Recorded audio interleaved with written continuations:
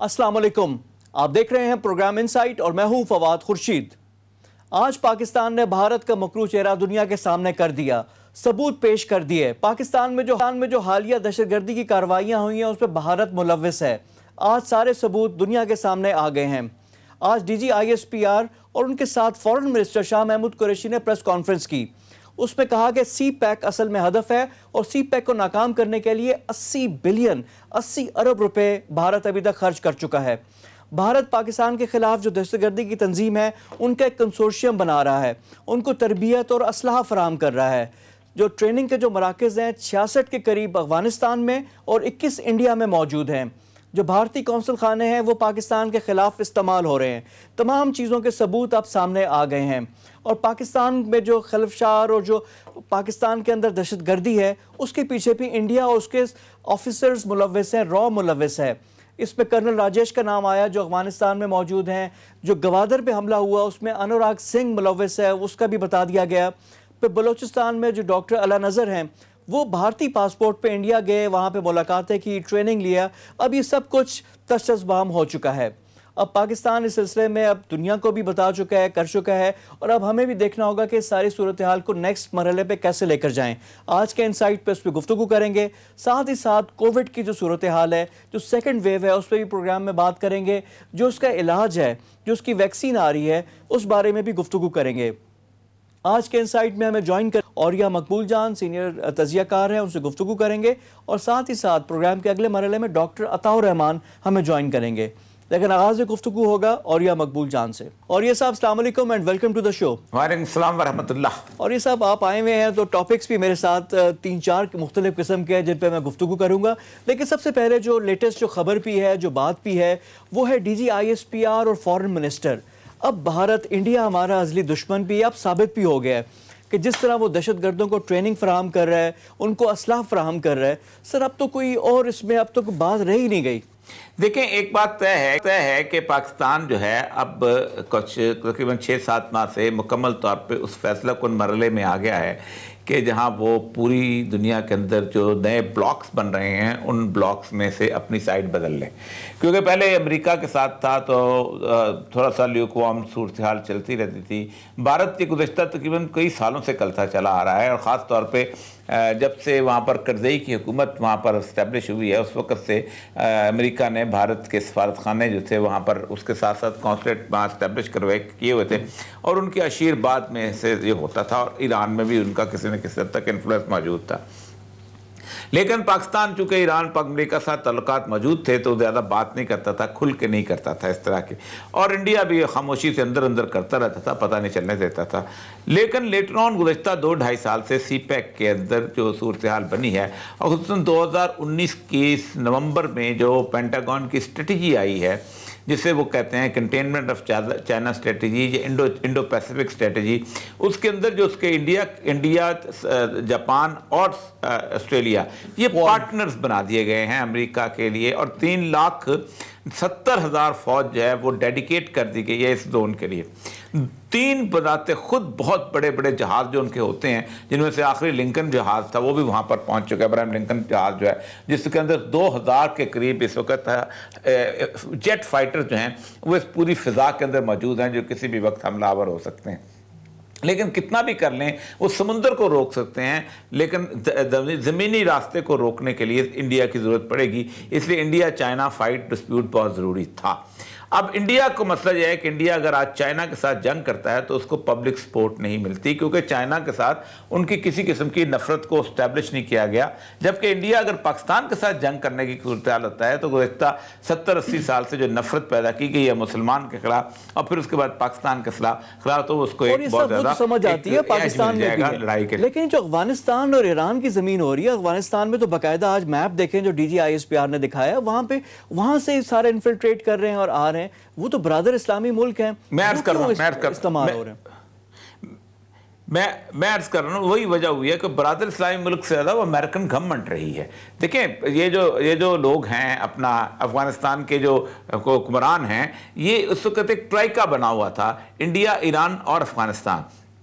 और ईरानी गवर्नमेंट की भी सपोर्ट थी, अमेरिकन की भी सपोर्ट थी उनको साथ साथ। अब पाकिस्तान चूंकि निकला है बाहर, आप देखें ना पाकिस्तान का जो नया ग्रुप बन रहा है वो टर्की, ईरान, पाकिस्तान, चाइना और रूस है। यही वजह है कि आपने देखा होगा कि नगोर्नो काराबाख के अंदर उन्होंने बिल्कुल वहां से फर्क कर दिया है जो भी कोर इन्फ्लुएंस था वहां पर होने वाला, और उसको आगे नहीं बढ़ने दिया। इवन कि नेटो फोर्सेस जो है वो भी वहां नहीं आ सकी। पाकिस्तान इसके बाद, अब पाकिस्तान खुल के देखें, आज उन्होंने भी, इंडिया ने भी कल बहुत शदीद हमला किया है और पाकिस्तान ने भी इंटरनेशनली इंडिया को मलायन करने के लिए वो तमाम सबूत जो कि गुज़श्ता 10 साल से सबूत चले आ रहे हैं, आज से तो नहीं है। देखें अला नज़र का जो ग्रुप है जो वहाँ से माइग्रेट करके वहाँ पहुँचा था, या उसके साथ साथ और बहुत सारे बलोच इंसर्जेंट जो हैं, जो आज के तो नहीं काम कर रहे, जाबल के अंदर, हेलमंद के अंदर, पख्तिका के अंदर, उन सारे के सारे जगह, कुनड़ के अंदर, सारे के सारे उस ज़माने से चले आ रहे हैं। लेकिन पाकिस्तान आज उसको खुल के उन्होंने बयान किया है, और खुल के बयान करने की बुनियादी वजह यही है कि पाकिस्तान ने अपना ग्रुप जो है वो बदल दिया है। और इस ग्रुप के बदलने के बाद एक चीज़ बड़ी है कि 1, 2, 3 हफ्ते के अंदर एक बहुत बड़ी लड़ाई जो है पाकिस्तान और भारत के दरमियान जो है वो ऑफिंग में है, और वो किसी भी वक्त छिड़ सकती है। उसकी 2 वजूहात हैं। एक तो ट्रंप की सर्वाइवल के लिए उसको लड़ाई बहुत ज़रूरी है। अगर एक लड़ाई छिड़ पड़ती है अमेरिका की और उसमें इन्वॉल्वमेंट आ जाती है तो कहीं ना कहीं इमरजेंसी की सूरत हाल में ट्रंप जो है अपनी उसको प्रोलॉन्ग कर सकता है। और दूसरी बात यह है कि इस इलाके के अंदर मोदी के लिए भी आगे बढ़ने के लिए और इस सीपैक को रोकने के लिए, अमेरिका के इन्फ्लुएंस को रोकने के लिए ये भी बहुत ज़रूरी बन चुका हुआ है। लेकिन ये जो आपने बात की है कि पाकिस्तान इंडिया वाली, अब लाइन ऑफ कंट्रोल में कल वायलेशन हुई है, बमबारी भी कर रहे हैं, सारी चीज़ें हैं, लेकिन वो जवाब क्या बनाएगा, क्या रीज़न क्या देगा, पूरी दुनिया को बताना होगा अब। और जाहिर बात है चीन भी है, रूस भी है, अब इनका भी इन्फ्लुएंस बढ़ रहा है, तो इसका कैसे जस्टिफाई कर पाएगा इंडिया? देखिए, जस्टिफाई करने के लिए आपको इंटरनेशनल कम्युनिटी चाहिए होती है, और इंटरनेशनल कम्युनिटी जो है वो चाहती है कि ये काम हो जाए, खुसूसन अमेरिका और उसके साथ हवारी चाहते हैं। उसकी एक वजह यह है कि चीन ने तकरीबन 68 ममालिक के साथ मुआहदात किए हुए हैं, जिनमें यूरोप के ममालिक भी हैं, जिनमें अफ्रीका के ममालिक भी हैं, जिसमें मिडल ईस्ट के भी कुछ ममालिक हैं। तेल आना है, यहाँ से जाना है, सब कुछ। और चीन के लिए सबसे अहम तरीन बात यह है कि चीन अगर सर है और 68 ममालिक धड़ हैं तो पाकिस्तान बीच में गर्दन है, और ये गर्दन काटती जाए तो चीन और उन ममालिक का राब्ता ख़त्म हो जाता है। वो गर्दन जो है वो गवादर से लेके गिलगित बल्तिस्तान यानी खुजराब तक की जो रेलवे लाइन है वो एक बेसिकली है। चीन ने बहुत कोशिश की बाहर निकलने की, बर्मा, सिंगापुर, मलेशिया के रास्ते लाइन बनाई, लेकिन उनका 20-22 बिलियन डॉलर का प्रोजेक्ट ख़त्म हो गया। किर्गिस्तान, ताजिकिस्तान, ईरान के रास्ते आगे अजरबैजान तक रास्ता बनाया, लेकिन वो फेयर वेदर रोड नहीं बन सका, मौसम बहुत ख़राब होता है। और दूसरी बात यह है कि ईरान की कोई बंदरगाह भी गवादर के मुकाबले में नहीं आ सकती। 4 बार 1 मिलियन बैरल पर डे है, उनको 10 बिलियन बैरल चाहिए, तो ये बड़ा मसला बन जाता है उनके लिए, उनको हैंडलिंग का। तो चाइना का जो है आखिरी रिजॉर्ट होगा इसको लड़ने के लिए। इंडिया जो है उसको उभारा जाएगा चाइना के लिए, लेकिन खा वो चीन में लड़े या गिलगित बल्तिस्तान के इलाके में पाकिस्तान में लड़े, अगर पाकिस्तान जो डिस्टर्ब कर लेता है तब भी अमेरिका का मफाद पूरा हो जाता है और सीपैक रुक जाता है। अगर चाइना से लड़ता है तब भी अमेरिका का मफाद पूरा हो जाता है, सीपैक रुक जाता है, क्योंकि वो चाहते ये हैं कि सीपैक को चलने से पहले पहले ये काम हो जाए। वरना जिस तरह नहर सुएज चली थी एक दफा चल पड़ी, उसे कोई नहीं रोक सकता। यही मसला है कि इस वॉर में बहुत जल्दी हो रही है और बहुत तेज़ी इसमें आ रही है। लेकिन और ये सब यहाँ पे कुछ चीज़ें अगर हम देखें, क्योंकि अमेरिका में ट्रांजिशन गवर्नमेंट है, इस वक्त डोनाल्ड ट्रंप सबसे कमज़ोर तरीन पोजीशन में है। वाइट हाउस में चेंज तो कर रहा है, वो अपने लॉयलिस्ट ऊपर लेकर आ रहा है, लेकिन जो बाइडन अब 20 जनवरी को उसने इक़्तिदार संभाल लेना है, प्रेसिडेंट इलेक्ट वो है। बेल्ट एंड रोड इनिशिएटिव की आपने बात की कि अमेरिका और चाइना मद्दे मुकाबिल हैं, लेकिन अमेरिका को भी अभी तैयारी करने में तो वक्त लगेगा। ट्रांजिशनरी गवर्नमेंट में कैसे उसके अगेंस्ट एक्ट कर सकता है? क्वाड उसने बना लिया, साउथ चाइना को उसने कर दिया, सी पैक पे इंटरनली भी अब सवाल उठ रहे हैं कि क्या वो पेस जो आइडियल पेस होनी चाहिए वो हो रही है नहीं हो रही, और सऊदी अरेबिया का अलग फैक्टर। ये जो 3-4 डेवलपमेंट्स हैं इनको आप ज़रा थोड़ा सा एनालाइज करें। देखें, पहली बात तो ये है कि अगर आप ये समझते हैं कि डोनाल्ड ट्रंप कमज़ोर हो चुका हुआ है तो ये बिल्कुल इस वक्त अमेरिका की हक़ाइक़ के बिल्कुल मुख्तलिफ बात है। मैं आपके सामने बात रखता हूँ कि अमेरिका में इस वक्त डोनाल्ड ट्रंप के बारे में ये सोचा जा रहा है कि उसको कोई शख्स भी वाइट हाउस से नहीं निकाल सकेगा, और आइनी तौर पर मैं 2 मिनट आपको एक्सप्लेन कर देता हूँ। आइन जो है वो उसका आर्टिकल 2 जो है वो ये कहता है कि तमाम जितने भी, ये मेरे सामने पड़ा हुआ है कि तमाम रियासतें जो हैं दे विल इलेक्ट। आप हैरान होंगे कि ये हैरान कुन सूरत हाल है कि इस वक्त कोई, उन्होंने कहा है each state shall appoint in such manner as the legislative thereof may direct a number of electors equal to the whole number of the senators। यहां पर लफ्ज से अपॉइंट का लफ्ज इस्तेमाल हुआ है आइन के अंदर। अपॉइंट के बारे में यह है कि हर रियासत ने इलेक्ट्रल कॉलेज के लिए बंदे इलेक्ट करने हैं। अब इलेक्ट्रल कॉलेज में जो रियासतों ने अपने कानून बना दिए हैं कि हम उसको पॉपुलर वोट से लेंगे और इलेक्ट कर लेंगे। अब ये पॉपुलर वोट का जो हिस्सा है, जो कानून है, इसकी आइन में कोई हिस्सा नहीं है। ये सजेस्टिव सूरत हाल बनती है। इस तरह की सूरत हाल थी 1876 के अंदर, वो भी आपको बताता हूँ कि टिल्डन उसमें जीत गया था।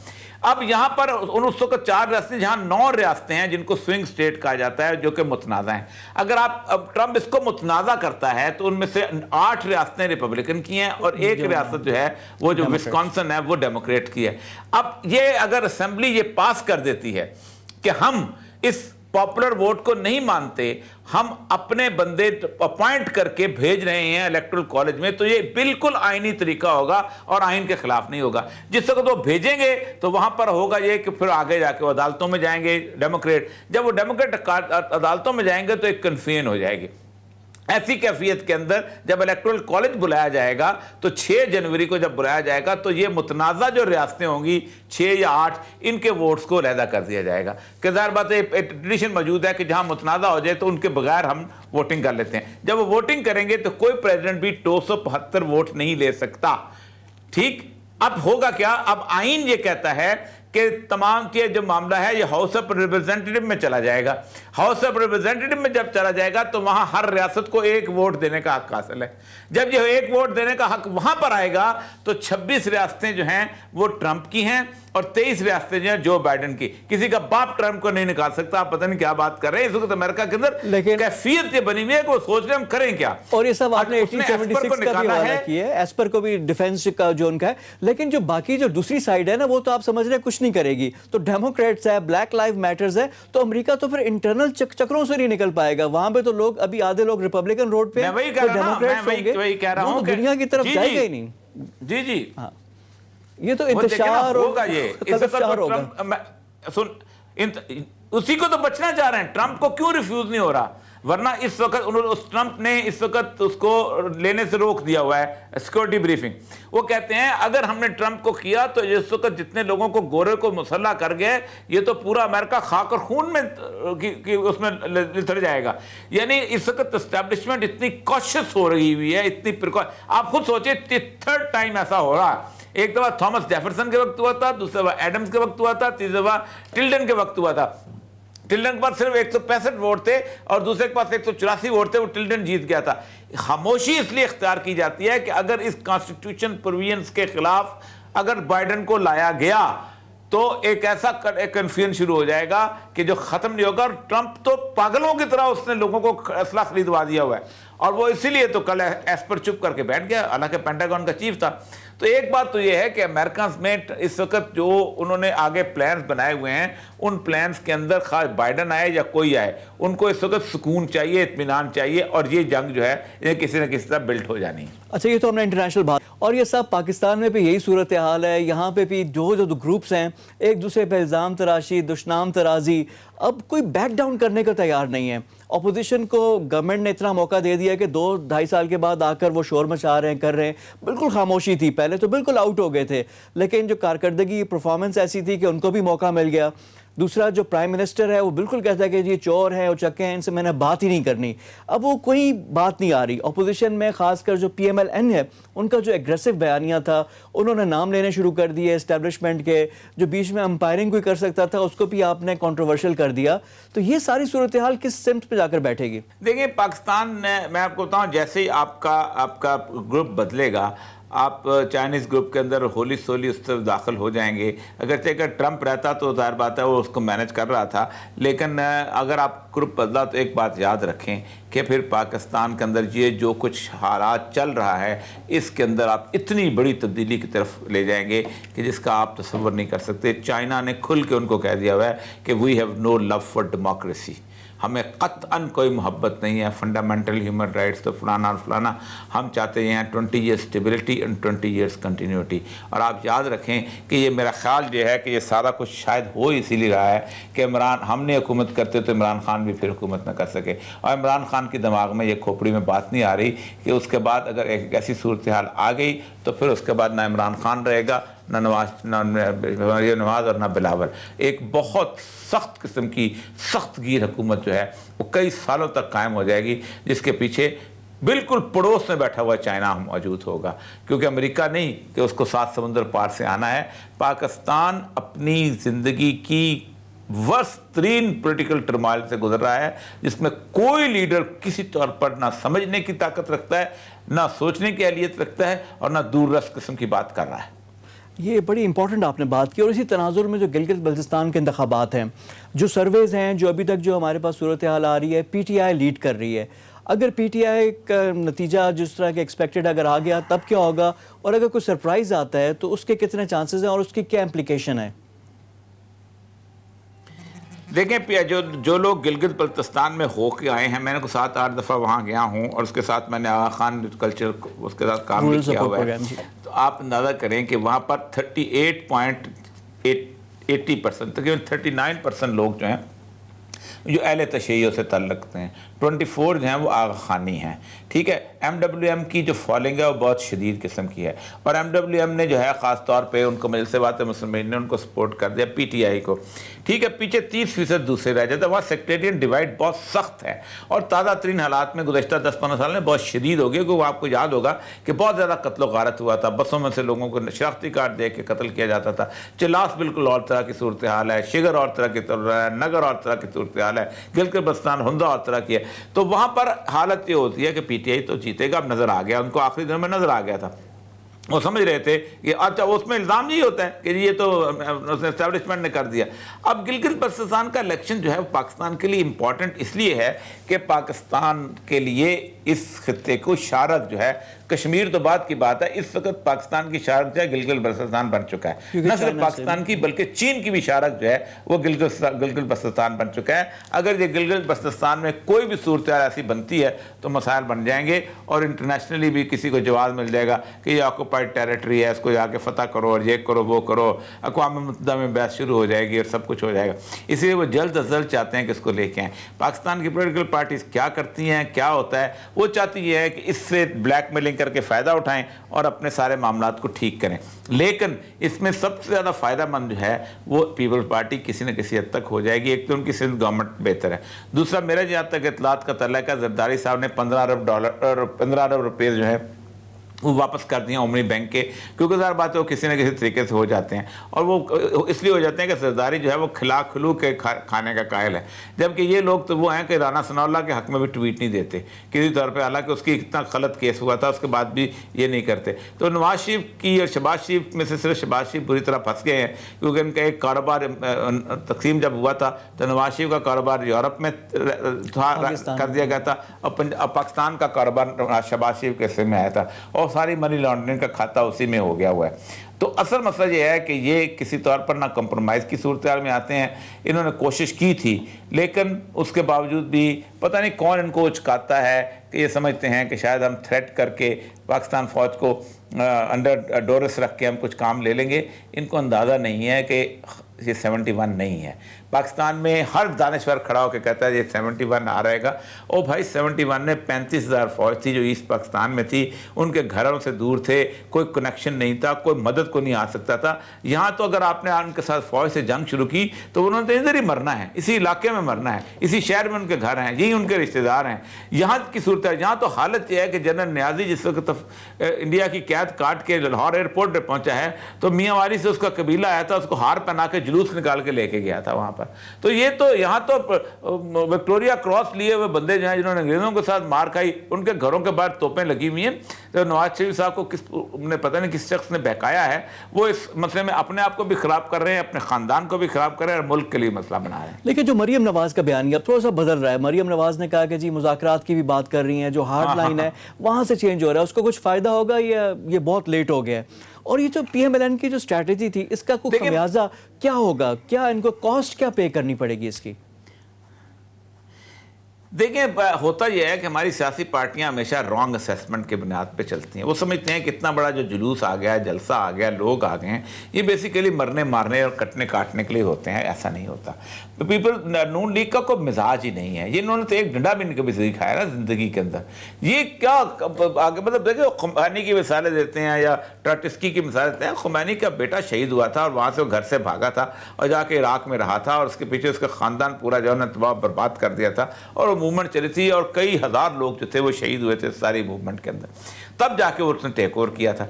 अच्छा, यहाँ हालत ये है कि तकरीबन 3000 आदमी शहीद हो गया था ज़िया-उल हक के ज़माने जब भुट्टो के खिलाफ मूवमेंट चली थी, आप सोचें।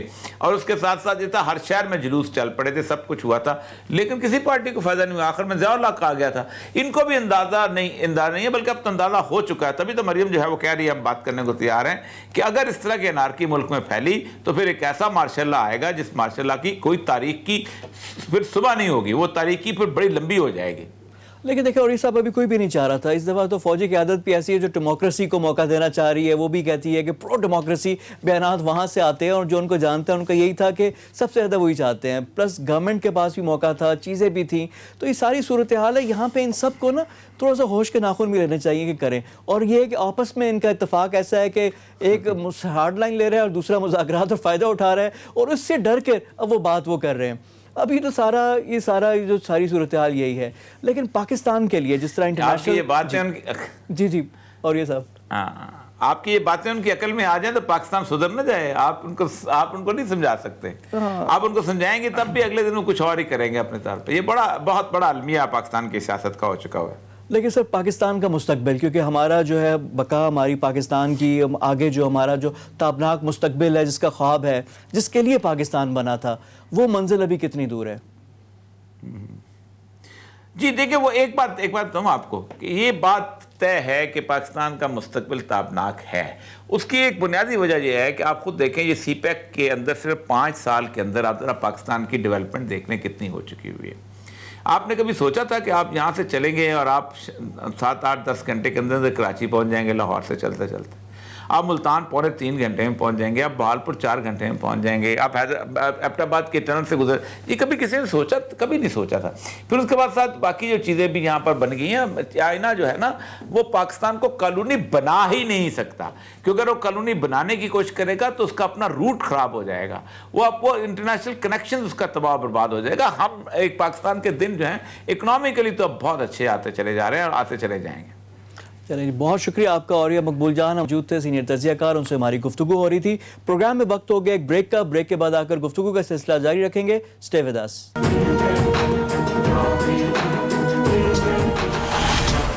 ब्रेक के बाद प्रोग्राम में दोबारा खुश आमदीद। मेरे साथ मौजूद हैं डॉक्टर अताउर रहमान, किसी तारुफ के मोहताज नहीं है, चेयरमैन हैं task force and science and technology के। तमाम इंपॉर्टेंट डेजिग्नेशंस ये होल्ड कर चुके हैं। चेयरमैन HEC भी रह चुके हैं, फेडरल मिनिस्टर भी रह चुके हैं। डॉक्टर साहब, अस्सलाम वालेकुम and welcome to the show. वालेकुम सलाम, थैंक यू। डॉक्टर साहब, आपसे जब भी बात होती है कि कोरोना का मामला ख़त्म ही नहीं हो रहा कि इसके अलावा भी कोई बात कर सकें। अब सेकेंड वेव आ रही है कोरोना की। अब ये जो है सेकेंड वेव पहली वेव से कितनी डिफरेंट है? जो वायरस है क्या म्यूटेट कर गया? आप लोगों ने रिसर्च की थी वायरस के बिहेवियर पे भी, ये पहले से ख़तरनाक है? पहले तो पाकिस्तान में काफ़ी माइल्ड आपने कहा था कि जो हो गया इम्पैक्ट नहीं आ रहा था, तो मौजूदा जो वेव है इसका जो वायरस है ये वही पुराने वाला है या कुछ चेंज हुआ है? इसमें खासी तब्दीली हो गई है। और पहले जो हमने ये Jamilur Rahman centre for genomics research है, जो इत्तेफाक से मेरे वालिद के नाम पर ही बनाया गया है कराची यूनिवर्सिटी में थ्रू माय डोनेशन, तो उसमें हमने जब पूरा सीक्वेंस किया था इसके जीनोम का, और इसका पता चला था कि 8 जगह पे म्यूटेशंस हो चुकी हैं उस वायरस के मुकाबले में जो चाइना में पाया जाता है। फिर हमने एक बहुत बड़ा प्रोजेक्ट शुरू किया, 100 जीनोम प्रोजेक्ट, कि हम 100 अलग अलग जगह से ये वायरस कलेक्ट करें मुल्क के, और फिर देखें कि उनमें क्या म्यूटेशन हुई है, क्या तब्दीली हुई है या वही है। तो ये अभी हाल में ही कंप्लीट हुए हैं 48 अलग अलग सैंपल्स के जीनोम्स, और उससे ये पता चला है कि इसमें बहुत सारी जगहों पे अब म्यूटेशन आ चुकी हैं, और ज़्यादातर जो सबसे ज़्यादा जो प्रिवेलेंट स्ट्रेन है, जो सबसे ज़्यादा कॉमन स्ट्रेन है, वो वाला ख़तरनाक स्ट्रेन है जिससे जो डेथ जो है वो बहुत जल्दी वाक़ हो जाती है। यानी हफ्ता 10 रोज़ के अंदर इंसान जो है अगर मुब्तला हो जाए तो वो इंतकाल कर जाता है। तो ये जो है ये म्यूटेट कर रहा है, नंबर 1। नंबर 2 जो है, जो ज्यादातर कॉमन अब स्ट्रेन पाया जा रहा है पाकिस्तान में, वो वाला है जिसमें मोर्टेलिटी रेट ज्यादा है और बहुत जल्द इसका इम्पैक्ट होता है, एग्रेसिव ज्यादा है। तो ये जो एग्रेसिव की आपने बात की है कि आपने कहा हफ्ते में हो जाता है, लेकिन मोर्टेलिटी अभी ये था कि 100 में से 3 लोग इसमें से हो रहे थे, जान से हाथ धो बैठ रहे थे। तो अभी जो खतरनाक वाला है इसमें 100 में से क्या परसेंटेज क्या है?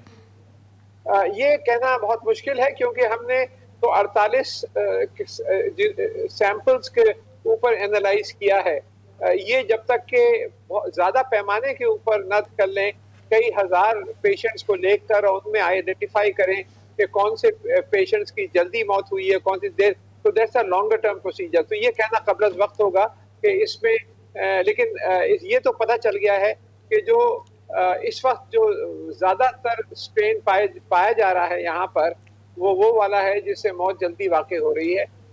तो this is a very serious. और ये बड़ी इंपॉर्टेंट बात है कि जो लोग इसको इजी ले रहे हैं कि ये ज़्यादा ख़तरनाक है और इसको थोड़ा सा घबराने का टाइम आ गया है।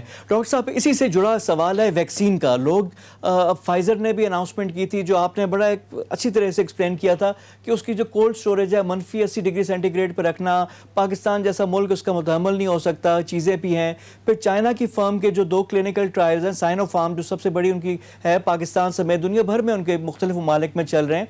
तो ये जो दवाई वाला जो सीन है, आप उसमें भी कह रहे हैं कि 6 से 8 महीने लगेंगे, तो फिर हम लोग करें क्या मीनवाइल? हाँ, देखिए, 2 अलग अलग चीजें हैं। एक तो वैक्सीन है, जो कि दवाई नहीं है बल्कि वैक्सीन है। दवाई इलाज के लिए इस्तेमाल होती है, वैक्सीन प्रोटेक्शन के लिए इस्तेमाल होती है। तो ये जो वैक्सीन है, ये कोई 150 कंपनियां डेवलप कर रही हैं, जिसमें तकरीबन 12 कंपनियां ऐसी हैं जो फेज 3 क्लिनिकल ट्रायल्स के ऊपर आ गई हैं। और उनमें 2 कंपनियां जो बड़ी कंपनियां हैं चाइना की, एक सीनोफार्म है और एक और है, उसके क्लिनिकल ट्रायल्स पाकिस्तान में इस वक्त हो रहे हैं। और ये वैक्सीन बहुत बेहतर होगी पाकिस्तान के लिए बनिस्बत फाइजर वाली वैक्सीन के, क्योंकि फाइजर वाली वैक्सीन में वो कोल्ड स्टोरेज और -80 डिग्रीज का मसला है, जो कि इसमें नहीं है, जो कि चाइनीज वैक्सीन है। डॉक्टर साहब, एक सवाल, ये इनकी वैक्सीन की कीमत क्या होगी? कॉस्ट भी तो होगी ना, क्या मुतहम्मिल हो सकते हैं पाकिस्तान? क्योंकि 22 करोड़ की आबादी है, हर कोई अगर वैक्सीन लेगा, एक अवेलेबिलिटी, और अभी फाइजर वाली की क्या प्राइस है, क्या होगा, और चाइनीज की क्या प्राइस, कीमत क्या होगी अंदाजन? अभी ये कहना बहुत कबल वक्त होगा, क्योंकि कोई प्राइस, डेफिनेट प्राइस नेगोशिएट नहीं हुई है। जो फाइजर वाली वैक्सीन है, वो तो अभी तक FDA भी अप्रूवल नहीं हुआ, उसको बहुत जल्दी इन्होंने अनाउंस कर दिया। मेरे ख्याल से वो पॉलिटिकल स्टंट था कि उसको पहले FDA अप्रूवल से पहले ही अनाउंस कर दिया, रेगुलेटरी बॉडीज ने नहीं किया था। लेकिन पाकिस्तान में जो ट्रायल्स हो रहे हैं, उसमें ये दोनों एग्रीमेंट्स जो हुए हैं, जो कराची यूनिवर्सिटी का सिनोफार्म से और जो दूसरा जो नेशनल इंस्टीट्यूट ऑफ हेल्थ का कैंसिनो बायो से, दोनों के अंदर ये चीज लिखी गई है कि वो एक अफोर्डेबल प्राइस में आम आदमी के लिए मुहैया करेंगे। तो लेकिन एक्चुअल प्राइस जो है वो नेगोशिएट होनी बाकी है। लेकिन मुझे यकीन है कि चाइना, क्योंकि हम डेवलपमेंट में इन्वॉल्व हैं इस वैक्सीन के, तो वो बहुत प्रेफरेंशियल प्राइसेस हमारे लिए देगा, ताकि पाकिस्तान एक तो मुहैया हो जाएगी जल्द, और फिर प्रेफरेंशियल प्राइसेस अगर ये कामयाबी से क्लिनिकल ट्रायल मुकम्मल हो जाए। अच्छा डॉक्टर साहब, क्योंकि आपकी फील्ड है, क्योंकि ऑर्गेनिक केमिस्ट्री ये सब कुछ है, इस दवाइयों में है क्या? ये फाइजर वाली दवाई है, इसमें क्या वो डाल रहे हैं? चाइनीज़ वाले जो जड़ी बूटियों की बात आ रही थी, जड़ी बूटियां हैं क्या, केमिकल हैं, क्या कर रहे हैं, क्या कैसे इलाज कैसे कर रहे हैं, ये वैक्सीन कैसे आ रही है? ये जो फाइजर वाला था, ये मैसेंजर RNA कहलाता है, एक मॉलिक्यूल होता है, उसके ऊपर बेस्ड है। और इसका जो मैकेनिज्म है, ये समझे एक फुटबॉल की तरह होता है। और फुटबॉल पे आपने देखा होगा तस्वीरें, बहुत सारी गुंडियां सी बनी हुई हैं। ये स्पाइक प्रोटीन्स कहलाती हैं, खास किस्म की प्रोटीन्स हैं जो उस फुटबॉल के, मॉलिक्यूलर फुटबॉल के ऊपर लगी हुई हैं। तो ये जो है, ये खास रिसेप्टर्स होते हैं इंसान के खलियों में, जो कि आपके लंग्स में भी होते हैं, उनसे जाके ये मिल जाती हैं। ये जो स्पाइक प्रोटीन्स हैं, ये उन रिसेप्टर, एस रिसेप्टर्स कहलाते हैं, ACE2 रिसेप्टर्स, उनसे जाके मिल जाती हैं।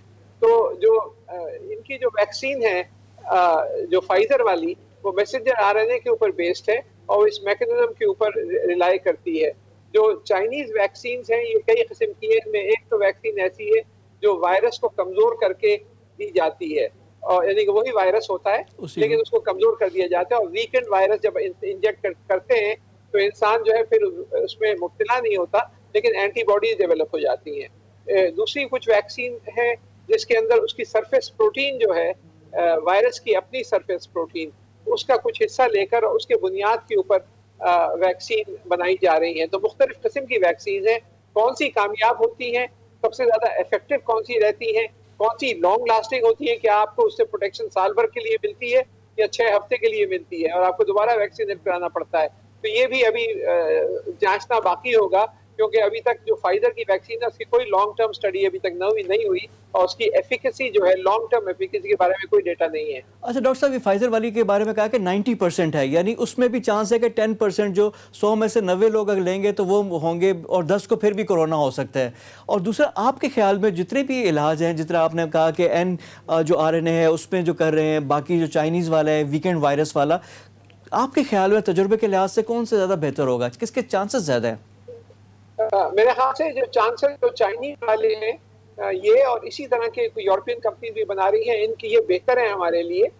वो 90% जो इफेक्टिव है, इसका मतलब है जैसे आपने सही फरमाया कि 10% में तो काम ही नहीं करेगा। और जो 90% है उसके बारे में पता नहीं कि वो कितने अरसे तक ये एंटीबॉडीज रहती है, क्या 2 महीने में खत्म हो जाती है, नहीं, इसके बारे में भी सवालिया निशान है। और फिर ये -80 डिग्रीज का मसला है कि उसके लिए आपको अरबों डॉलर खर्च करने पड़ेंगे वो पूरी कोल्ड वायरस चेन के लिए।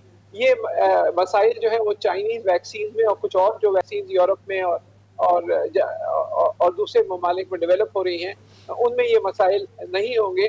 लेकिन अभी क़ब्ल वक्त होगा ये कहना कि कौन सी वैक्सीन सबसे अच्छी है, क्योंकि जब तक के क्लिनिकल ट्रायल्स पूरे नहीं हो जाते, जो कि अभी तक किसी कंपनी के नहीं हुए हैं, यानी कि FDA का अप्रूवल नहीं हुआ है। फाइजर के हुए हैं लेकिन उन्होंने अभी तक सारा डेटा प्रोवाइड नहीं किया और रेगुलेटरी अथॉरिटी जब तक ओके नहीं कर देती, उसके बाद जो है फिर जब ये प्रैक्टिकली आता है लार्ज स्केल प्रोडक्शन में और लोग इस्तेमाल करते हैं, तो पता चलना शुरू होगा कि ये वाली वैक्सीन बेहतर है और ये वाली इतनी अच्छी नहीं है।